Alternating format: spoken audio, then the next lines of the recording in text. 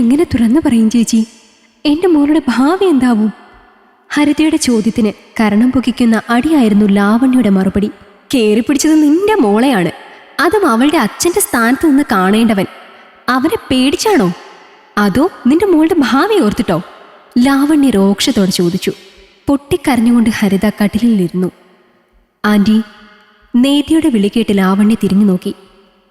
എനിക്കിത് പുറം ലോകത്തെ അറിയിക്കണം. എന്നെ ചിലപ്പോൾ എല്ലാവരും കുറ്റം പറയും, തള്ളിപ്പറയും. സമൂഹം എന്നെ മോശപ്പെട്ടവളായി ചിത്രീകരിക്കും. പക്ഷേ അയാൾ അറിയണം, അയാളുടെ കുടുംബം അറിയണം. നേതിയുടെ ശബ്ദം ഉറച്ചതായിരുന്നു. മോളെ, അറിയാതെ പറ്റിയതാണ്. മോളുടെ അച്ഛൻ്റെ പ്രായമില്ലേ? അങ്ങനെയൊന്നും കരുതിയല്ല ഏട്ടൻ മോളെ തൊട്ടത്. മോക്ക് പിന്നെന്തേ അങ്ങനെ തോന്നിയത്? രാജുവേട്ടൻ അങ്ങനെ ചെയ്യും എൻ്റെ കുട്ടിയെ? മോൾക്ക് തോന്നിയതാവുന്നേ. സുഭദ്ര ചിറ്റ, രാജുമാമന്റെ ഭാര്യ സ്വന്തം ഭർത്താവിനെ ന്യായീകരിക്കാൻ ശ്രമിക്കുന്നത് കണ്ട് നേതിക്ക് കലി കയറി. ചിറ്റേ, എനിക്ക് എത്ര അഭിപ്രായം? ഈ ചിങ്ങത്തിൽ 19 ലാവണ്യേ? സുഭദ്ര ചോദിച്ചത് കേട്ട് ഹരിത മെല്ലെ തലയാട്ടി. അപ്പോൾ ഒരാൾ തൊടുമ്പോൾ അല്ലെങ്കിൽ തലോടുമ്പോൾ അതിൻ്റെ അർത്ഥം മനസ്സിലാവൂല്ലോ. നേതിയുടെ ശബ്ദം കനത്തു. അതെങ്ങനെ പറയാൻ പറ്റും? മോൾക്ക് മുന്നേ അങ്ങനെ അനുഭവം ഉണ്ടായിട്ടുണ്ടോ വേറെ എവിടെ നിന്നെങ്കിലും?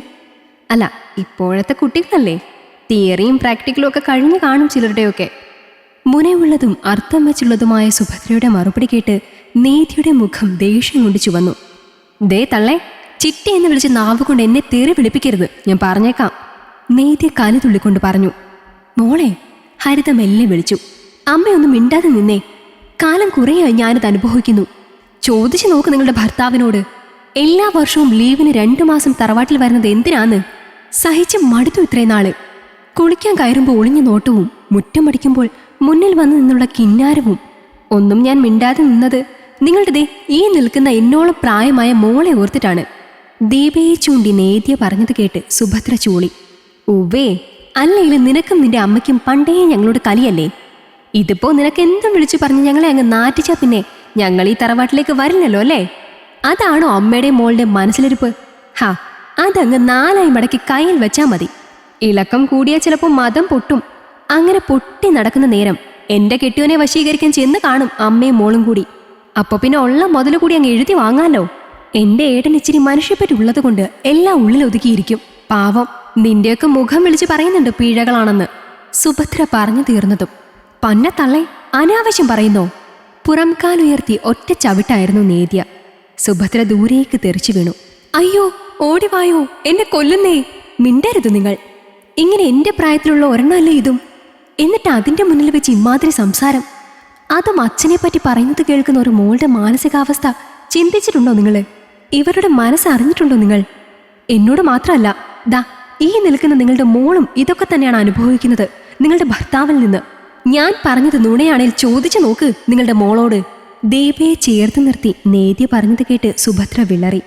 പകപ്പോടെ ദീപയെ നോക്കി.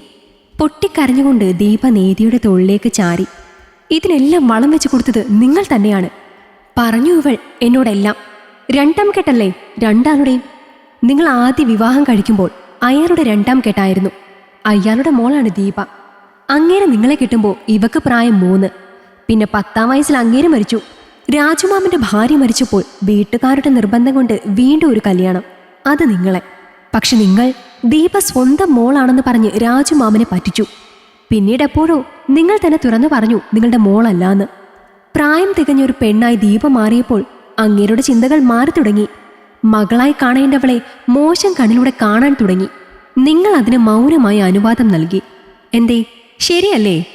വാ പിളർന്ന് നിന്നുപോയി സുഭദ്ര നേതിയുടെ ചോദ്യങ്ങൾക്ക് മുന്നിൽ. ജീവിതം ഇങ്ങനെയാണ്, കാണുന്നതൊന്ന്, അനുഭവിക്കുന്നത് വേറൊന്ന്. ആരോടും പറയാതെ നെഞ്ചിൽ ഭാരമായി ഇങ്ങനെ ജീവിക്കുന്ന എത്ര ജന്മങ്ങൾ. തുറന്നു പറയാൻ കഴിയാതെ നെഞ്ചിൽ നെരുപ്പോട് പോലെ സ്വയം ഒരുക്കിത്തീരുന്ന ജന്മങ്ങൾ. പക്ഷെ ഇനി നിങ്ങളുടെ മുന്നിലേക്ക് ഇവളെ വിട്ടു തരില്ല. ഇവിടെ ഞങ്ങളുടെ കൂടെ ജീവിക്കുവൾ. ജീവിതം ഇവൾക്കും കൂടി ഉള്ളതാണ്. ലോകം ഇവൾക്ക് കൂടി അവകാശമുള്ളതാണ്. എൻ്റെ അമ്മയെപ്പോലെ എല്ലാം നെഞ്ചിലൊതുക്കി അനുഭവിച്ചു തീർക്കുന്ന ഒരു തലമുറയല്ല ഇനി മുന്നിലുള്ളത്. കണ്ടാൽ കണ്ടത് മുഖത്ത് നോക്കി നട്ടിലെ നിവർത്തി നിന്ന് ചോദിക്കുന്ന സ്ത്രീകളുടെ തലമുറയാണ് ഇനി മുന്നിലേക്ക്. നിങ്ങളുടെയൊക്കെ പോയി മുഖം വലിച്ചു കീറി ആളുകൾക്ക് മുന്നിൽ നിർത്തി പച്ചയ്ക്ക് തൊലിയുരിച്ച് നിർത്തിയിട്ടേ കാലത്തിനും നിയമത്തിനും നിങ്ങളെ വിട്ടുകൊടുക്കൂ. ഓർത്തോ, ഇത് തലമുറയാണ്. എൻ്റെ അവകാശമാണ് എൻ്റെ ജീവിതം. എൻ്റെ നിലപാടിലെ ശരികൾക്ക് ഉത്തരം നൽകേണ്ടത് കാലമാണ്. എൻ്റെ നേരിൻ്റെ ജീവിതത്തിന് കാലം മറുപടി തരിക തന്നെ ചെയ്യും. കയ്യാമം വെച്ച് മൊട്ടയടിച്ച് കഴുതപ്പുറത്ത് നടന്ന ലോകമേ നിനക്ക് വിടാം. ഇവരെ വിചാരണ ചെയ്യേണ്ടത് നമ്മളാണ്. ജനങ്ങളാണ്. ജനങ്ങളാണ് നീതി, ജനങ്ങളാണ് നിയമം, ജനങ്ങളാണ് പുതിയ പുലരിയുടെ സാക്ഷികൾ. ഈ കഥ നിങ്ങൾക്കിഷ്ടമായെങ്കിൽ ലൈക്ക് ചെയ്യൂ. നിങ്ങളുടെ അഭിപ്രായങ്ങൾ കമൻ്റായി രേഖപ്പെടുത്തൂ. കൂടുതൽ കഥകൾ കേൾക്കാൻ ഈ ചാനൽ സബ്സ്ക്രൈബ് ചെയ്യൂ.